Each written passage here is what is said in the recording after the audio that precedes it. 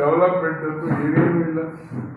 Grant ಕೊಡೋಕ್ಕಿಲ್ಲ, ತಾಲೂಕಲ್ಲಿ ಏನೂ ಕೆಲಸ ಮಾಡೋಕ್ಕಾಗ್ತಾ ಇಲ್ಲ. ಹೀಗಾಗಿ ಅತ್ಯಂತ ಭ್ರಷ್ಟ ಇನ್ಎಫಿಷಿಯೆಂಟ್ ಮುಖ್ಯಮಂತ್ರಿ ಅಂದರೆ ಸಿದ್ದರಾಮಯ್ಯ. ಇಂಡಿಯನ್ ಅವ್ರಿಗೆ ಈ ಡೆವಲಪ್ಮೆಂಟ್ ಬಗ್ಗೆ ಕಾಳಜಿ ಇಲ್ಲ, ಬರೀ ರಾಜಕೀಯ ಮಾಡೋದು, ದುಡ್ಡು ಹೊಡೆದ್ಬಿಟ್ಟು ಇನ್ನೇನು ಗೊತ್ತಿಲ್ಲ. ಆಯಿತಾ? ರಾಜ್ಯದಲ್ಲಿ ಆಡಳಿತ ಕಂಪ್ಲೀಟ್ ಕುಸ್ತಿದೆ. ರಾಜ್ಯದ ಎಲ್ಲ ಕ್ಯಾಬಿನೆಟ್ ಸಚಿವರು ಭ್ರಷ್ಟಾಚಾರದ ಮುಗೋಗಿರು. ಬರೀ ದುಡ್ಡು ಹೊಡೆಯೋ ಕಾರ್ಯಕ್ರಮ ಇದ್ಬಿಟ್ಟು ಇನ್ನೇನು ಇಲ್ಲ. ರಾಜಕಾರಣಿಗಳಾಗಿ ಅವರು ಪಕ್ಷದ ಮುಖ್ಯಮಂತ್ರಿ, ಕುಮಾರಸ್ವಾಮಿ ಅವರು ಸಹ ರಾಷ್ಟ್ರದ ಕ್ಯಾಬಿನೆಟ್ ಮಿನಿಸ್ಟರ್. ಅವ್ರ ಬಗ್ಗೆ ಒಬ್ಬ ಅಧಿಕಾರಿ ಲಘುವಾಗಿ ಮಾತಾಡಿದ್ರೆ ಅವನಿಗೆ ಸಪೋರ್ಟ್ ಮಾಡ್ತಾನೆ ಮುಖ್ಯಮಂತ್ರಿ ನಾಚಿಕೆಡೋದ್ರಲ್ಲಿ. It is condemn. ಮುಖ್ಯಮಂತ್ರಿ ಆಟಿಟ್ಯೂಡ್ ಇಸ್ ಕಂಡಮ್, ಹೌದಲ್ಲ? ಹಾಗಾಗಿ ಕೂಡಲೇ ಅವನು ಅಪಾಲಜಿ ಕೇಳದೇ ಇಲ್ಲ. ಇಡೀ ರಾಜ್ಯಾದ್ಯಂತ ಜನ ಸೇರಿಸಿ ವಿಧಾನಸೌಧ ಮುಂದೆ ಹೋರಾಟ ಮಾಡ್ತೀವಿ.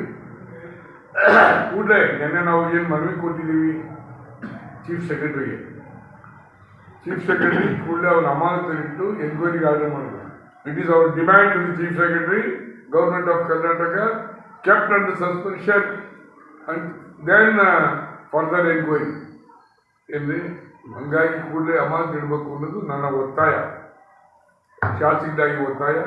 ನಾವೆಲ್ಲರೂ ಸಹ ನಾನು ಹೋಗಿ ಚೀಫ್ ಸೆಕ್ರೆಟರಿ ಮನವಿ ಕೊಟ್ಟು ಬಂದಿದ್ದೀವಿ ಕ್ರಮ ತಗೊಳ್ಳೋಕ್ಕೆ. ಅವನ ಕ್ರಮ ತಗೋಬೇಕು. ಅವನು ಇಲ್ಲಿಂದ ಕರ್ನಾಟಕದಿಂದ ಓಡಿಸ್ಬೇಕಾಷ್ಟೇ. ಇಸ್ ನಾಟ್ ಅವರ ಕರ್ನಾಟಕ ಕೇಳೋದು. ಅವ್ನು ಕೂಡಲೇ ಆಚೆ ಓಡಿಸ್ಬೇಕು. ಈಗಾಗಲೇ ಕುಮಾರಸ್ವಾಮಿ ಸೆಂಟ್ರಲ್ ಹೋಮ್ ಮಿನಿಸ್ಟರ್ ಬರೋರು ಟೇಕ್ ಆಕ್ಷನ್ ಆಗುತ್ತೆ, ಅದಿಲ್ಲ ಅಂತಲ್ಲ. ಆದರೂ ಸಹ ರಾಜ್ಯ ಸರ್ಕಾರ ಕ್ರಮ ತಗೋಬೇಕು ಅಂತ ಒತ್ತಾಯ ಮಾಡ್ತೀವಿ. ತಪ್ಪಿದ್ದಲ್ಲಿ ರಾಜ್ಯಾದ್ಯಂತ ಬೃಹತ್ ಹೋರಾಟ ಕರೆ ಕೊಟ್ಟು ನಾವು ಹೋರಾಟ ಮಾಡ್ತೀವಿ. ಅದೇ ಕ್ರಮ ಇಡಿಗೆ ಹಾಕಿರೋದಪ್ಪ. ಇಡಿ ಗೋಯಿಂಗ್ ಟು ಇಶ್ಯೂ ನೋಟಿಸ್. ಕ್ರಮ ತಗೋತಾರೆ. ಸರೆಂಡರ್ ಮಾಡ್ತೀನಿ ಅಂತ ಹೇಳಿದ್ದಾರೆ. ಕಳ್ತನ ಮಾಡಿಬಿಟ್ಟು ನಾವು ವಾಪಸ್ ಕೊಡ್ತೀವಿ.